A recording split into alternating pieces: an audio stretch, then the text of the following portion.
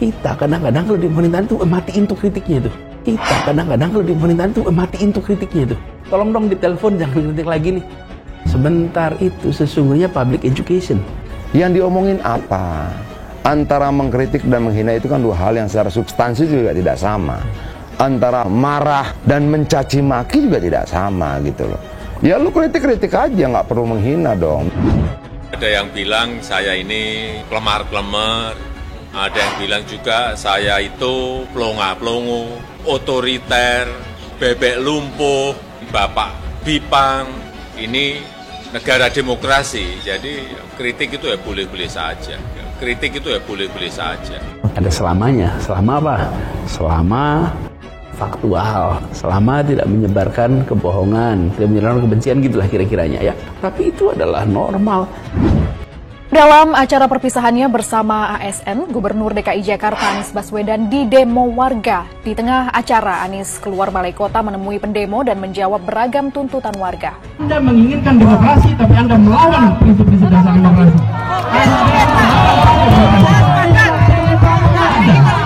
Jadi kalau misalnya ada sebagian yang merasa tidak setuju, nggak apa-apa. Toh ada yang setuju juga. Kapan Bapak akan mempelajari itu dan kemudian memutuskan untuk menandatangani itu sebagai pejabat publik yang bertanggung jawab terhadap warganya?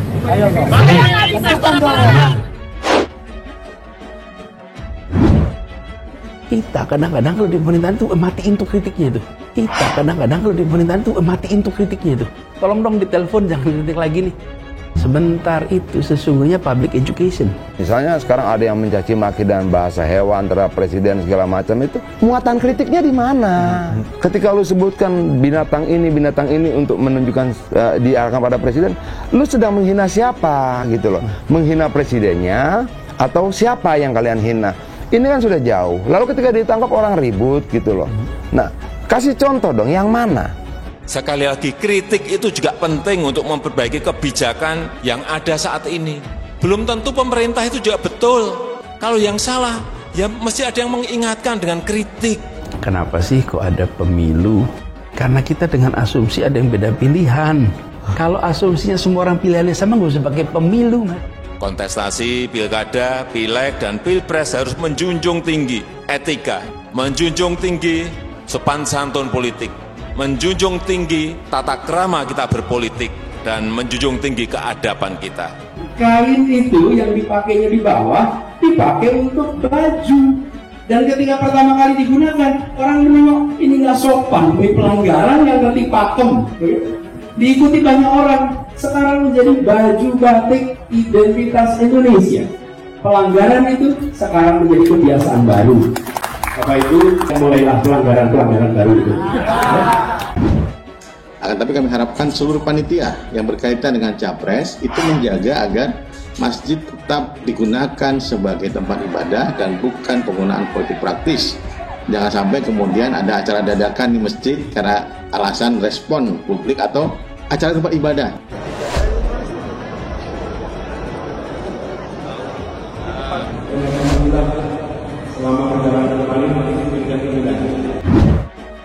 Kita kadang-kadang kalau di pemerintahan tuh matiin tuh kritiknya itu. Kita kadang-kadang kalau di pemerintahan tuh matiin tuh kritiknya itu. Tolong dong ditelepon, jangan kritik lagi nih. Sebentar itu sesungguhnya public education. Kritik dengan mencemooh, beda itu. Kritik dengan nyinyir, beda lagi. Kritik dengan menjelek-jelekan itu juga beda. Tetapi kritik itu harus berbasis data. Kritik itu tidak asbun, asal bunyi, tidak asal bunyi, tidak asal bicara. Karena asumsinya ada perbedaan pilihan, karena itulah boleh diselenggarakan pemilu. Nah terus kita ketika dalam perjalanan menuju itu ada orang beda pilihan, terus kita merasa, Pak kenapa itu beda pilihan? Ya nggak apa-apa, itulah sebabnya kenapa kita ada pemilu. Saya nggak bilang Bapak menandatangani itu sebagai seorang pribadi, Pak. Tapi di situ jelas disebutkan bahwa persetujuan atau dorongan atau desakan yang Bapak lakukan itu dilakukan atas tanggung jawab Bapak terhadap warga. Anda tidak lagi demokratis. Anda tidak memberikan kepada seseorang. Bayangkan coba kalau ada orang datang kepada Anda, saya beri selembar kertas, tanda tangan. Bakal calon presiden dari Partai Nasdem, Anies Baswedan, bicara terkait dirinya yang kerap mendapatkan kritik dari berbagai pihak. Dia lalu sempat menyinggung terkait pemerintah saat ini yang terkadang justru mematikan kritik tersebut. Momen Anies membahas terkait kritik ini disampaikan dalam podcast bersama Imam Priyono dan Hendry Satrio seperti disiarkan di YouTube R66 Newlytics. Anies awalnya menjelaskan terkait dirinya yang kerap mendapatkan reaksi penolakan dari berbagai pihak ketika melakukan sesuatu. Anies selalu menyinggung pemerintah saat ini yang cenderung mematikan kritik tersebut. Dia mengaku heran lantaran kritik itu sesungguhnya edukasi publik, selama bukan hoax dan ujaran kebencian. Nah, kita kadang-kadang kalau di pemerintahan matiin tuh kritiknya tuh. Tolong dong ditelepon, jangan kritik lagi. Sebentar, itu sesungguhnya public education. Ada selamanya, selama faktual, selama tidak menyebarkan kebohongan dan kebencian. Gitu kira-kira, itu normal. Jadi misal ada sebagian yang merasa tidak setuju, nggak apa-apa. Toh ada yang setuju juga. Kata Anies Baswedan saat ditanya soal penolakan terhadap dirinya seperti dikutip podcast tersebut dengan Hendry Satrio. Kita kadang-kadang kalau di pemerintahan tuh matiin tuh kritiknya tuh. Kita kadang-kadang kalau di pemerintahan tuh matiin tuh kritiknya tuh. Tolong dong ditelepon, jangan kritik lagi nih. Sebentar, itu sesungguhnya public education. Yang diomongin apa? Antara mengkritik dan menghina itu kan dua hal yang secara substansi juga tidak sama. Antara marah dan mencaci maki juga tidak sama gitu loh. Ya lu kritik-kritik aja, nggak perlu menghina dong. Ada yang bilang saya ini kelemar-kelemar, ada yang bilang juga saya itu pelongo-pelongo, otoriter, bebek lumpuh, bapak bipang. Ini negara demokrasi, jadi kritik itu ya boleh-boleh saja. Kritik itu ya boleh-boleh saja. Lebih jauh Anies mengajak semua pihak berlogika terkait maksud diselenggarakannya pemilu. Dia menyebut pemilu itu ada karena semua orang punya pilihan yang berbeda. Gini ya, logika sederhana. Kenapa ada pemilu? Karena kita dengan asumsi ada beda pilihan. Itu asumsi paling dasar. Kalau asumsi semua orang pilihannya sama, nggak usah pakai pemilu. Karena asumsinya ada perbedaan pilihan, karena itu boleh diselenggarakan pemilu.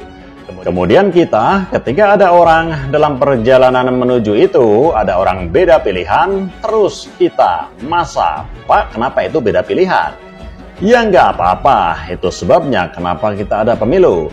Tutur Anies. Ada selamanya, selama apa? Selama faktual, selama tidak menyebarkan kebohongan, tidak menyebarkan kebencian, gitulah kira-kiranya ya. Tapi itu adalah normal.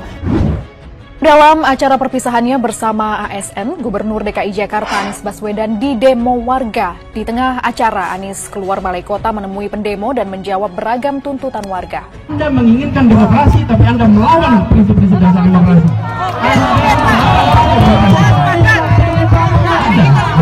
Jadi kalau misalnya ada sebagian yang merasa tidak setuju, nggak apa-apa. Toh ada yang setuju juga. Kapan Bapak akan mempelajari itu dan kemudian memutuskan untuk menandatangani itu sebagai pejabat publik yang bertanggung jawab terhadap warganya? Menanggapi tudingan pemerintah yang mematikan kritik ini, Ketua DPP Partai Golkar Aceh Hasan Sazili menyebut, Indonesia saat ini telah menjunjung tinggi semangat demokrasi. Aceh meminta Anies tak asal bicara. Jangan asal bicara, kita ini sudah terbuka, demokrasi dan menjunjung semangat kebebasan berpendapat. Kata Aceh kepada wartawan, Sabtu 17 Desember 2022. Kita kadang-kadang kalau di pemerintahan tuh matiin tuh kritiknya tuh. Kita kadang-kadang kalau di pemerintahan tuh matiin tuh kritiknya tuh. Tolong dong ditelepon, jangan kritik lagi nih. Sebentar, itu sesungguhnya public education. Misalnya sekarang ada yang mencaci maki dan bahasa hewan terhadap presiden segala macam itu, muatan kritiknya di mana? Ketika lu sebutkan binatang ini untuk menunjukkan diarahkan pada presiden, lu sedang menghina siapa gitu loh? Menghina presidennya atau siapa yang kalian hina? Ini kan sudah jauh. Lalu ketika ditangkap orang ribut gitu loh. Nah, kasih contoh dong yang mana? Sekali lagi, kritik itu juga penting untuk memperbaiki kebijakan yang ada saat ini. Belum tentu pemerintah itu juga betul. Kalau yang salah, ya mesti ada yang mengingatkan dengan kritik. Aceh menyebut jika pemerintah mematikan kritik, maka langkah Anies saat ini bisa terganjal. Sebab, kata dia, Anies sudah keliling Indonesia meskipun belum masuk kampanye. Kalau pemerintah mematikan kritik, tidak mungkin Pak Anies bisa keliling Indonesia walaupun belum masa kampanye, ucap Aceh. Aceh meminta Anies menunjukkan bukti pemerintah kadang mematikan kritik. Tunjukkan mana yang dinilai mematikan kritik, tegasnya. Kenapa sih kok ada pemilu? Karena kita dengan asumsi ada yang beda pilihan. Kalau asumsinya semua orang pilihannya sama, nggak usah pakai pemilu, Mas. Kontestasi pilkada, pileg, dan pilpres harus menjunjung tinggi etika, menjunjung tinggi sopan santun politik, menjunjung tinggi tata krama kita berpolitik, dan menjunjung tinggi keadaban kita. Kain itu yang dipakainya di bawah dipakai untuk baju. Dan ketika pertama kali digunakan, orang menengok ini nggak sopan, ini pelanggaran yang nanti pakem. Diikuti banyak orang. Sekarang menjadi baju batik identitas Indonesia.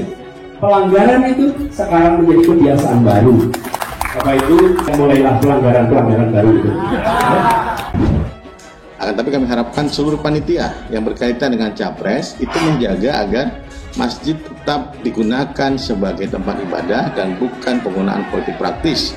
Jangan sampai kemudian ada acara dadakan di masjid karena alasan respon publik atau acara tempat ibadah.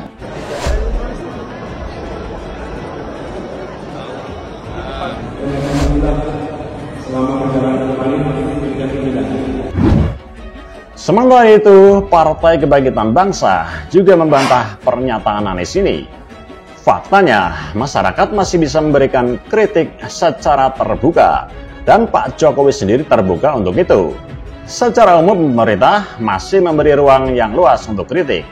Kata Ketua DPP PKB, Daniel Johan saat dihubungi Sabtu 17 Desember 2022. Daniel Johan menyebut, kritik itu akan diterima pemerintah selama yang disampaikanlah bukanlah hoax atau ujaran kebencian.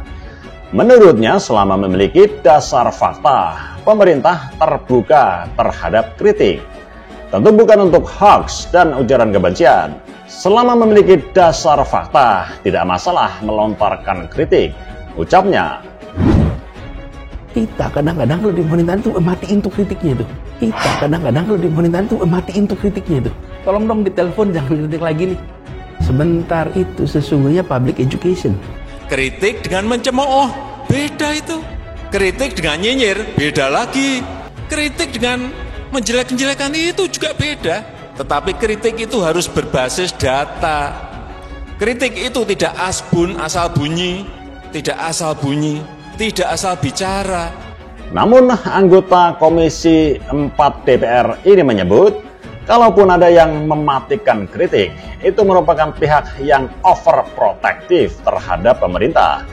Dia menegaskan pihak-pihak itu bukan bagian dari pemerintah.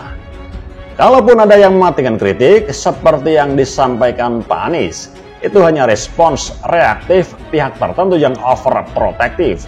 Tapi itu tidak otomatis mewakili kebijakan pemerintah. Setiap pemerintah berjalan sesuai konstitusi dan undang-undang, masih menjamin masyarakat untuk memberikan kritik. Jadi mari kita jaga bersama sebagai bagian dari kehidupan demokrasi, ujarnya. Daniel Johan pun menjelaskan terkait adanya beberapa pihak yang mungkin ditangkap karena memberikan kritik. Menurutnya itu karena mereka bukan sampaikan kritik, melainkan hoax dan ujaran kebencian. Itu ditangkap karena dianggap hoax dan ujaran kebencian masuk dalam dalil hukum yang ada, imbuhnya. Karena asumsinya ada perbedaan pilihan, karena itulah boleh kita diselenggarakan pemilu. Nah terus kita ketika dalam perjalanan menuju itu ada orang beda pilihan, terus kita merasa, Pak kenapa itu beda pilihan? Ya nggak apa-apa, itulah sebabnya kenapa kita ada pemilu. Saya nggak bilang Bapak menandatangani itu sebagai seorang pribadi, Pak. Tapi di situ jelas disebutkan bahwa persetujuan atau dorongan atau desakan yang Bapak lakukan itu dilakukan atas tanggung jawab Bapak kepada keluarga. Anda tidak lagi demokratis. Anda tidak memberikan kepada seseorang. Bayangkan, coba kalau ada orang datang kepada Anda, saya beri selembar kertas, tanda tangani. Sementara itu, Ketua DPP PKS, Mardhani Alisera menilai wajar jika publik berpersepsi pemerintah membungkam kritik termasuk Anies. Mardhani lalu membawa-bawa KUHP baru yang dianggap sebagai bagian dari alat untuk membungkam kritik. Pertama, wajar ada persepsi pemerintah membungkam kritik. Apalagi ada ancaman hukuman di KUHP baru. Kata Mardhani kepada wartawan Sabtu 17 Desember 2022. Mardhani kemudian menyinggung kasus yang menjerat Syahganda Nainggolan, Haris Azhar, dan kawan-kawan sebagai tersangka. Dia menilai hal itu dinilai publik bagian dari membungkam kritik. Oleh karena itu, Mardhani menilai pernyataan Anies terkait pemerintah kadang mematikan kritik mempunyai dasar. Karena itu, pernyataan Mas Anies ada dasar. Ketiga, demokrasi tanpa kritik justru berbahaya, ucap Mardhani.